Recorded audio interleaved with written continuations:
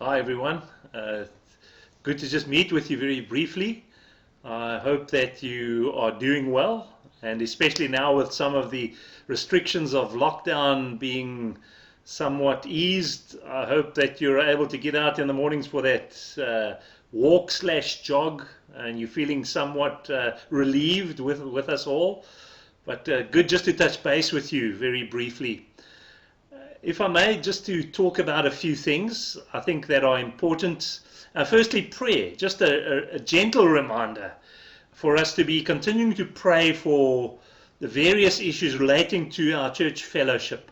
And we think firstly of the shut-ins, those who are in homes like Lapa Munich, and also others who may be singles and have been really bound to a flat and don't have the freedom of fellowship with other folk because of the lockdown restrictions. So just be mindful of them in prayer.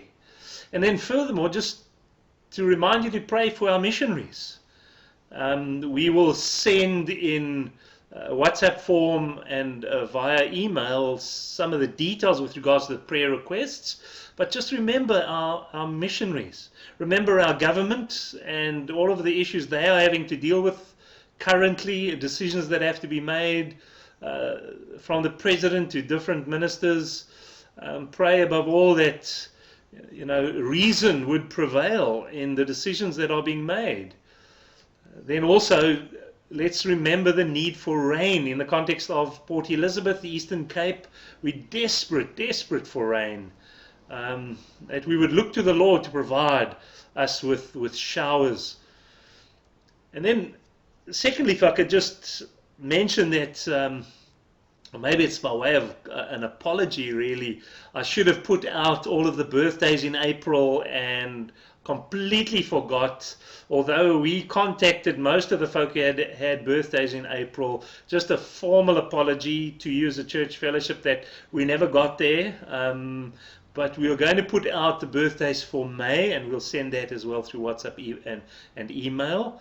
So just be remembering those who will be having their birthdays in May, and maybe even give those a phone call that we missed in April. And then communion. Communion would normally have taken place on the first Sunday of the month, but we kind of were unprepared, especially in doing the sermon and then doing the sermon delivery. And so I'd like to ask us to push communion forward to the 10th, which is next Sunday, and I'll make adequate preparation on my side so that we have communion together.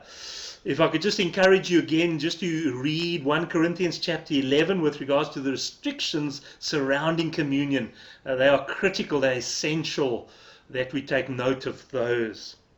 And then we start a new series this Sunday, and it's the first letter of Peter, 1 Peter. And so I encourage you over the next months, starting immediately if at all possible, to begin to read and to study 1 Peter. The ladies have been involved in 1 Peter for some time, and so they've already been considering it in Bible study and in their ladies' meetings. But for us as a congregation together, it'd be tremendous if we all on the same page, as it were, in studying 1 Peter. What an incredible letter that the Holy Spirit through Peter provides for the church. So I've entitled the message "Grounded in Grace," and I'll share a little bit about that in the first message on Sunday morning. And then lastly, if I could just encourage you, ask if there are any who would like me to, like Shelley and I, to come and visit with you in your home, but not physically, through Skype or Zoom.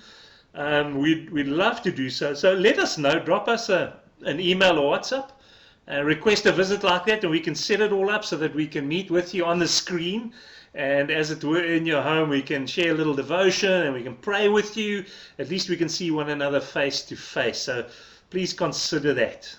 Thanks so much for your time. I really appreciate it. And we continue to pray for you and for the church as a whole, and trust that the Lord through this time would be refining us and growing us.